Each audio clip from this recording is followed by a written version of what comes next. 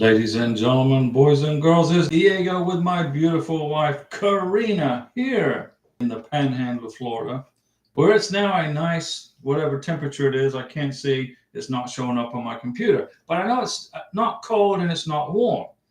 And as I promised you guys yesterday, we're going to do a surprise live stream today to catch up because I only spoke for an hour yesterday.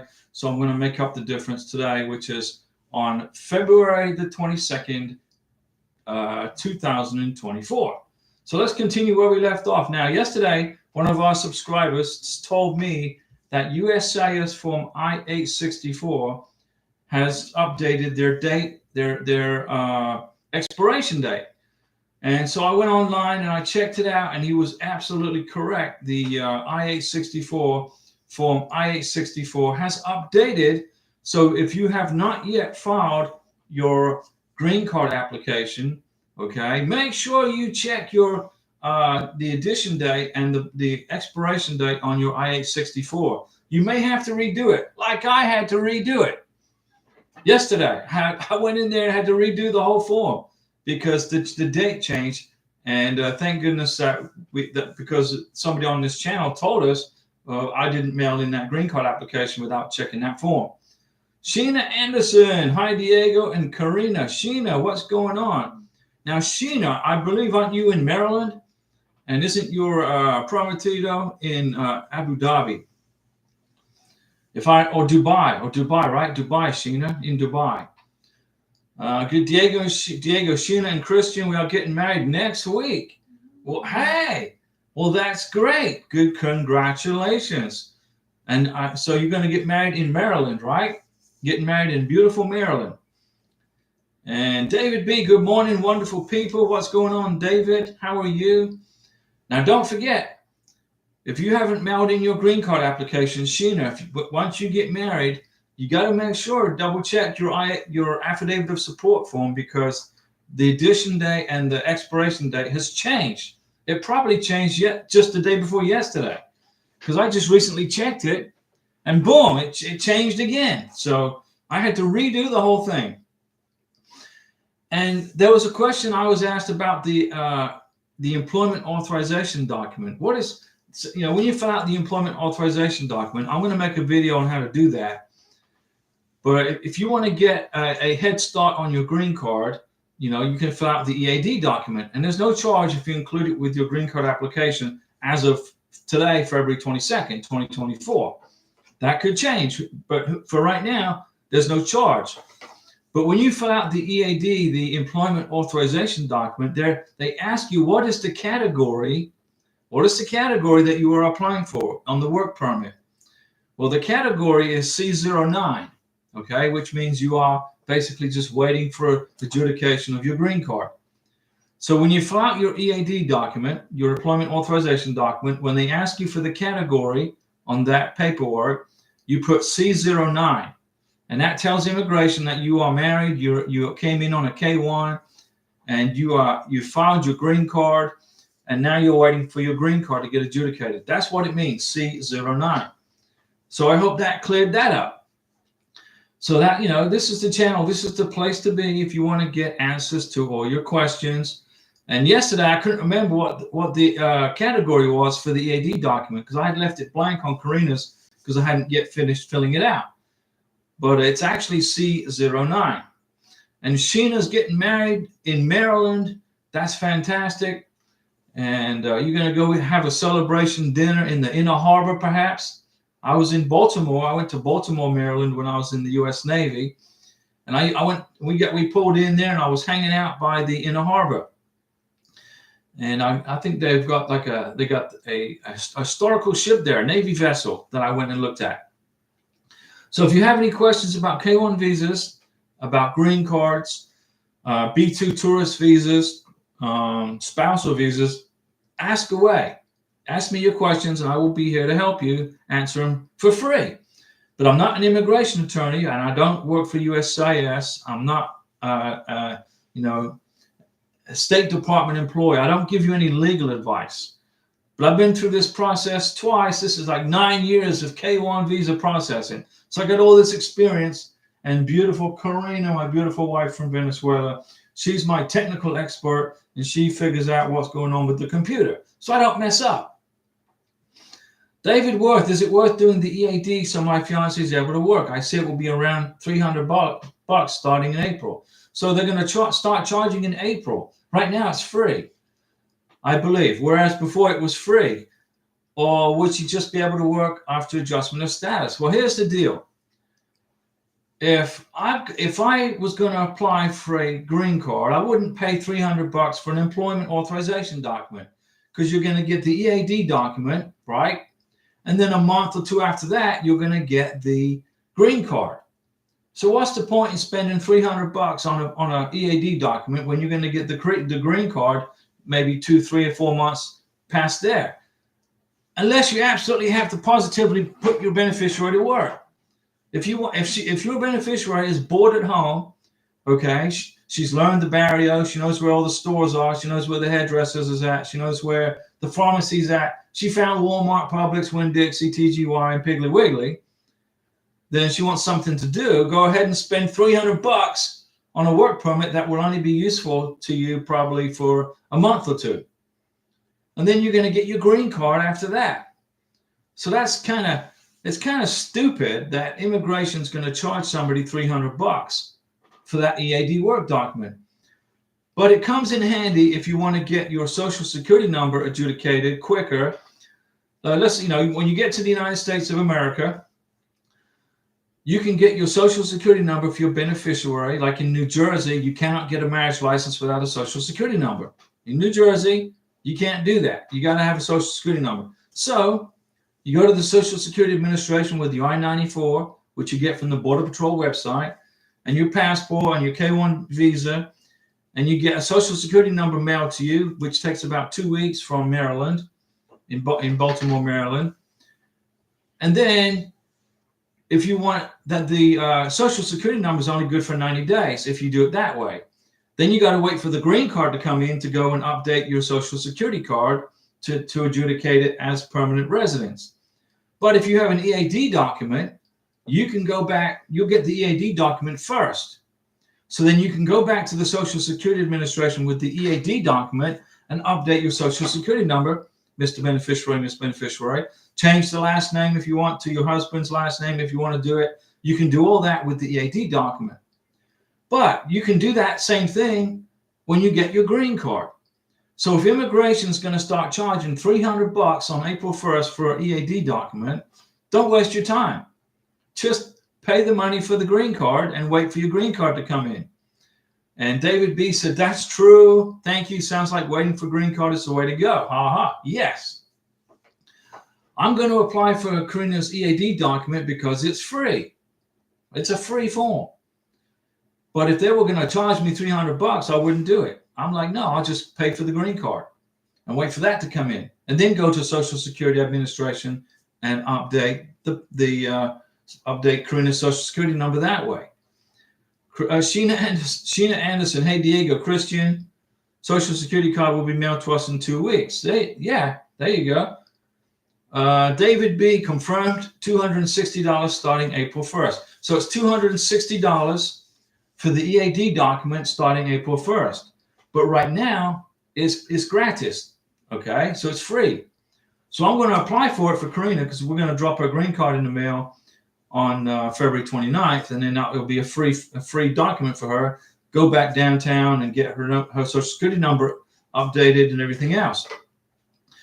But if I was going to have to pay $260 for an EAD document, you can forget about it. I'm not going to pay it. We already paid enough to get this far, right? Immigration, I don't know. I don't want to bash immigration because they need to make money because they fund themselves. Okay, immigration, USCIS, they're self-funded by us when we pay our visa fees. They take a little bit of taxpayer money, but they don't take a bunch. So it's a self-funded process. But honestly, the price of the green card is sufficient. You should get something for free, which should be the EAD document. You should get your employment authorization document for free. Okay, just my opinion. So what's going to happen is if immigration is going to start charging $260 on April 1st, 2024, people aren't going to apply for it. They're just going to say, forget about it. And they're going to just wait for their green card to come in. That's going to reduce the workload on USCIS, obviously. But it just means you got to wait a bit longer before you can update your Social Security card. But when you adjust your status to green card, you can have Homeland Security contact the Social Security Administration for you if you want them to create a Social Security number for you. So you can do it that way too. Tashless Lynn's World. Hey, Mr. Ross and Mrs. Ross, what if my husband is living in his parents' house and the only bill he is paying is the phone bill? That's okay. That's no problem. Then your husband needs to have his parents write a letter saying that when you guys are married, you live together under the same roof as his parents. You write a letter. You have the parents write a letter to immigration when you apply for your green card. His parents will write a letter saying that Tashless Lynn's World, Mr. and Mrs. Tashless Lynn's World live at this address, which is my property, the parents' property. And what I would do is stop paying rent to your parents somehow. Get some kind of a way to prove that you're paying for your stay there. That's in my opinion. And if he's not on any of the bills other than the phone bill, that's no problem. But try to find some other bills to put him on. There's got to be something else. He can put you, as long as the parents write a letter explaining that you guys live under the same roof as the parents, and they sign it as an affidavit letter in accordance with the state where you live, then there's no problem. And then you can say in the affidavit letter that he's not on any of the bills because the parents are covering the bills, but you pay your fair share. You're going to help with the water, the gas, electric, and all that. And the way you could cover that is pay some like a little rent or a stipend to the parents, and have proof that you do that, and that will cover you. Okay. And Sheena, Christian's going to get a Social Security card in about 2 weeks. It's probably going to be quicker. He'll probably get it in about a week. The Social Security Administration will tell you it takes 2 weeks, but he's probably going to get it in a week to 10 days. So that's good for you guys. And then when you get the Social Security card, right, then you go get joint bank accounts together. And then you can put each other on each other's bills. So that way you got evidence for the green card application that you guys are living together. Immigration just want to see you guys are living together as married couple, whether it's with your parents, whether it's in your own apartment, whether it's in a house, a townhouse, whether you live in an RV. Immigration just want to see you guys are cohabitating together. There's a lot of immigration fraud out there. There's a lot of people paying people for green cards. They come to America, they get married, they get the green card, and they go their separate ways. So immigration is trying to prevent that from happening. That's why they have a 2-year conditional green card. Okay.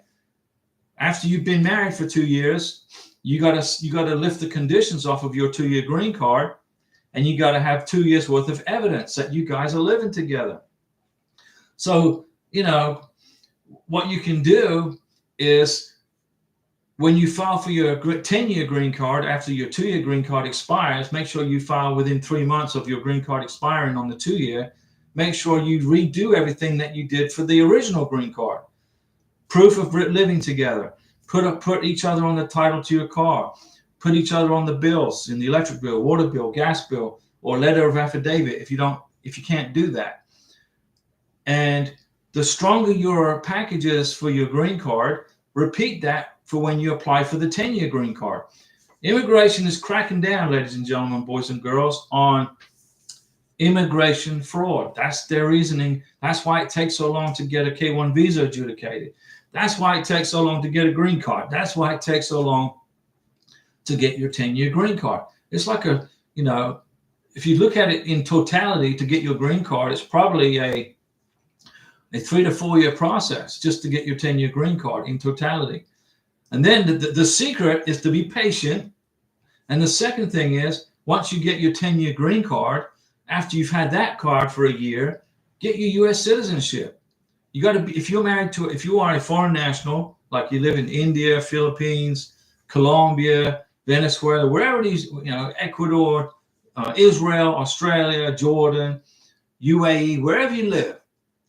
The secret to this is to become a U.S. citizen after your 3 years of continual residency in the United States, and then you don't have to worry about immigration anymore. You don't have to fill out any more paperwork, which would be good, right? I had to redo all the I-864. I had to redo Karina's I-864. Thanks for the information I received yesterday that the I-864 has been updated with a new expiration date. So I went in on computer and redid it. Let me see. So on the phone bill, Tasha in the world, then both of you need to be on that phone bill. Okay, both names need to be showing up on that phone bill. Thomas Farrell, wasn't there a picture of a flying saucer in that room at some point? Looks like the wife did some decorating. No, it's still here. Look. There you go. There's your flying saucer. How about that? I just snuck it back into the video right there. The magic of YouTube, right? It's totally magic. Boof, there's the UFO. Maybe I'll put in some aliens up here climbing out of the UFO. Maybe I'll do that in a video. So just to recap, the I-864, the affidavit of support, has updated probably in the last day, 2 days. In the last day or two, it's got a new edition, a new expiration date for 2026. On the employment authorization document, that's going up. They're going to start charging for that $260 starting on April 1st. Thanks to David B for the information. And when you fill out your employment authorization document, the category for a K1 is C09. Okay. David B, do we have to be married in order for her to be on the bills? Or can I get a head start and start that now before her arrival to speed up the adjustment of status process? You can do that. Go ahead and put her on the bills now if you want. But, there's no problem with doing that. You can do it. You can do that. ECAS, hi Diego. Today I have called to the embassy in Ethiopia and tell them my approved status hasn't been changed for 2 weeks. And they told me to wait. But after 1 hour, the status was changed to issue. That's what I kept telling you, ECAS. Call the embassy, call the embassy, call the embassy. Now, guess what? Now you've got your green card. It's your green card. Now your K1 visa is waiting for you for pickup. At I think in Ethiopia, the embassy is at Addis Ababa, if I remember. But you should be able to go pick up your K1 visa and your passport now. Or tomorrow or today, go get it. Go get it. Go get it. David B, but her last name will change. Does that matter? When you call up your utilities, your services, just tell them to put your last name as her last name. So you can advance, give her an advance on your last name if you want to do that. Okay. Her last name is going to change to your last name, right? She wants to take your last name. Karina has my last name. So just call your gas bill, your electric company, your water bill. Tell them that you're adding your future wife to your utility bills and give her your last name in advance. If you want to do that, but there you go, perfect. You're welcome. Life in North Carolina. Hello from Greensboro, North Carolina. What's going on? Life in North Carolina. It's springtime. It's getting closer and closer. It's still winter. It's almost springtime. It's almost March. I tell you, January was cold. We arrived here in northern Florida from Miami. It was like 86 degrees. We flew from Bogota, which was like 67 degrees, to Miami, which was 86 degrees. Then we jumped in our SUV, which I rented, and got here, and it was like 33 degrees. And Karina's like, what's up with Florida? It was hot in Miami, but it's freezing cold here. I said, hey, Florida's a big place. 2 time zones. There's 2 time zones in Florida, Central and Eastern time. We're in Central time. So right now it's 11:32 a.m. Central time. In Miami, it's 12:32 p.m., right? There's an hour ahead. And life in North Carolina, what about calling about your adjustment of status? Is that wise? It's been 2 weeks. Don't do that. When you filed for your green card, make sure you put in a little letter in there, the form with your email address on it, where immigration will text you when they receive it.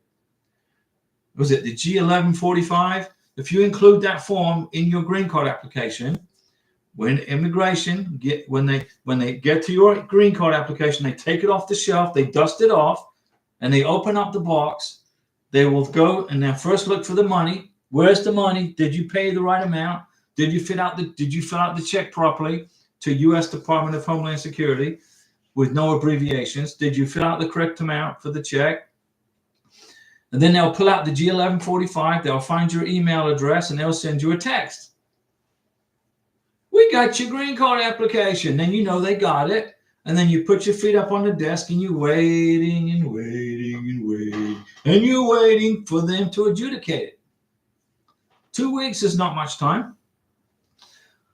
So if we already send it in the I-864, we don't need the updated form. No, you don't. You're good. Life in North Carolina. If you mailed in your adjustment of status paperwork before 2 days ago, you're good. But now the new form is being updated. But if you mailed it in, let's suppose they changed. I believe they changed the form on February 20th. Let's say. I think February 20th is when they updated the form. So if you mailed it in before February 20th, you're good to go. So don't worry, relax. You got this, okay? But I'm a little irritated that they're going to charge $260 for the employment authorization document. I mean, it's not hard to print out one of those EAD forms. It's not difficult. So now you got to pay for it starting April 1st. But like I said, it ain't free for a green card. Immigration, they work off of visa fees, okay? Unless you're an asylum seeker from Afghanistan, I believe, then it's free. And then we pay for this in our immigration fees. In my opinion, they should pay for their own. But, you know, it is what it is. Everybody should pay their own way. So let's see. Green card applications are taking about 4 to 6 months. So relax on the green card applications. K-1 visas, NOA 1 to NOA 2 is taking between 8 to 10 months. It's between 8 and 10 months now. So it's getting faster and faster. The MVC, people were asking me how long does it take for the MVC to send me my welcome letter or notification that they received the K-1 visa from USCIS, which is the welcome letter basically. And that's taken between 2 to 3 months. But it all depends on the embassy. If the U.S. embassy is busy, okay, the MVC gets your K-1 visa package. They got it. Okay, they stayed on a shelf. They look in there and I say, okay, the U.S. embassy in Bogota, Colombia is where you want to have your consular adjudication. Well, the U.S. embassy in Bogota, Colombia are not giving K-1 visa interviews now till March. Next month, you can't get one till March or April even, because they're busy. So the MVC will sit on it for a little bit until the embassy in Bogota gets freed up. Then they mail it. The only thing the MVC does is issue a case number and hopefully an invoice number too. If you can get an invoice number and a case number, that's what you want if you can get it. But I didn't need an invoice number when I processed when I scheduled Karina's visa interview in Bogota, Colombia, paid the visa fee, and I didn't need my invoice number. I needed the case number and I needed the confirmation number from the DS-160. So those are the two numbers that I required for me to schedule the visa interview in Bogota, Colombia. The case number and the confirmation number on the DS-160. Now, you got to send the DS-160 in for everybody. So if you got 3 people, if you're bringing 3 people from, let's say, Japan to the United States, you got to fill out 3 DS-160s. You got to pay 3 visa fees, which is $265. But you only schedule 1 interview. So if you're bringing 3 people from Japan, and there's 2 embassies in Japan, you schedule the visa interview for the K-1, but you pay for the K-2s also. But you only schedule 1 interview. There was a lady, I think from Kenya. She's in Kenya, and she said she hadn't she hadn't scheduled her K2 visa interview because she didn't have his passport yet, her son's passport. So now she has his passport. I said, you don't have to schedule an interview for him. You've already scheduled the K1 visa interview for you. Your son is on the I-129F, so immigration already know you have a K2. What you got to do now you have his passport, is you got to pay the visa fee and fill out the DS-160 and submit it and get the confirmation. That's all you got to do. But she's panicking. Well, it took me 3 months to get a K1 visa interview for me, the K1. Now I got to get a K1 visa interview for my K2. Well, no, you don't. You bring your child, you bring your son to the original visa interview that you scheduled, but you just make sure that you have submitted the DS-160, print the confirmation page, and pay the fee. And everything will get wrapped up in one visa interview. Okay? So hopefully she's watching. I don't know if she's watching. It's probably what, 2 o'clock in the morning, I believe, in Africa. Maybe it's a little 5 o'clock in the morning, somewhere in there. But that's the answer to her question. So Thomas, now there's the UFO. Can you see it? There it is, right there.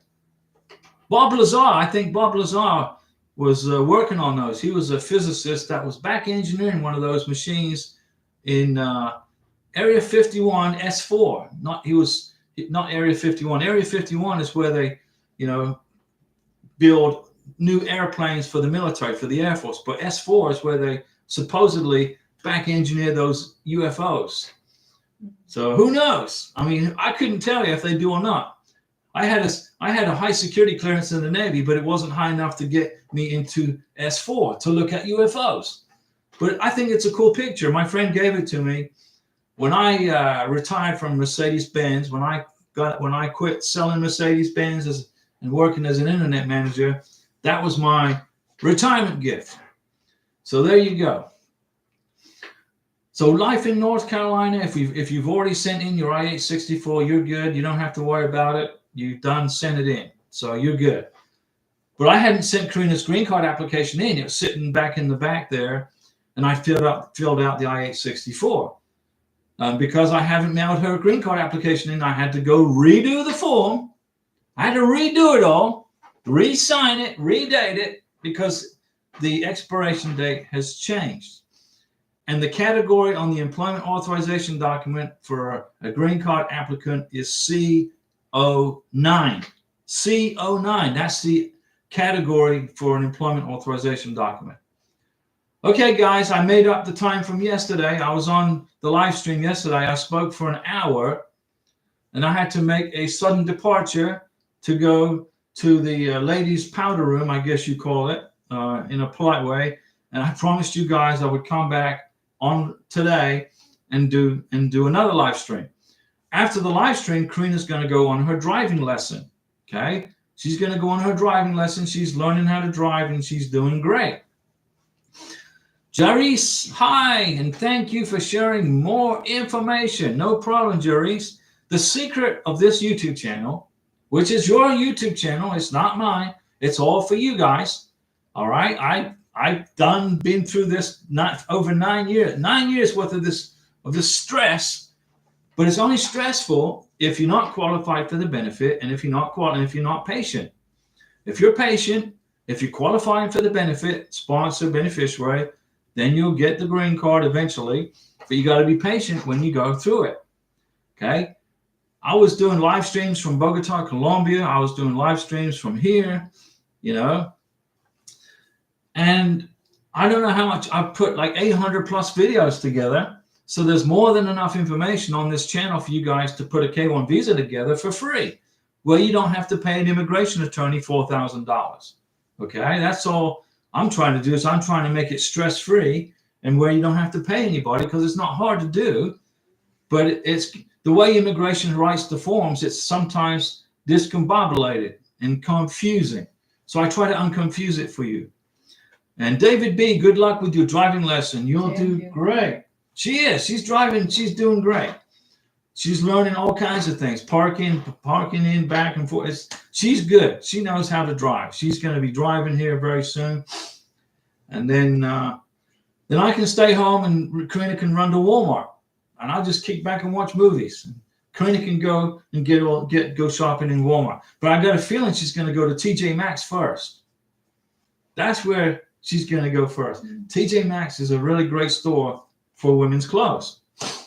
I was surprised. I went in there. The first time I went in there was with Karina because I'm just trying to show her around. When you get your beneficiary to the United States of America, you got to show your beneficiary around where you live. You know, where the restaurants, take her to the, you know, show her where the restaurants are. Where's the pharmacy? Where's the supermarket? Where's the mall? Now, the closest mall to us is in Pensacola. So we drove to Pensacola and Karina's looking around the malls. But they have malls in Bogota, Colombia. So there's, you know, she knows what a mall is. They just call it Centro Comercial in Colombia. You know, they got McDonald's in Bogota. They got McDonald's here. So Colombia, Bogota, Colombia, and here, you know, the United States, they're basically the same. You know, they're both republics. Both countries are republics, both capitalist republics. And the only thing is you got to learn Spanish in Bogota. So I lived in Bogota for about 2.5 years with Karina, back and forth, living there, living here, living there, living here. And it took me about 2 years to learn Spanish. But Karina says my Spanish is pretty good. So, you know, mi español bien, no lo sé. She said very good. Okay, guys, I'm going to go and take Karina out on her driving lesson. I jumped back on today for a quick live stream to make up for the time yesterday. And today is Thursday, and we'll be back on, what's today? Saturday. I'll be back on Saturday at 6 p.m. Central Time. And just to finish up this live stream, the I-864, the affidavit of support, has been updated. There's a new expiration date. And when you fill out your employment application document, your EAD form, it's free right now as of February 22nd, 2024, but it's going to be a charge of $260 starting April 1st. And if you are filling out that EAD document for your beneficiary, the category is CO9. Okay, guys, Karina's getting ready to go drive. We're out of here.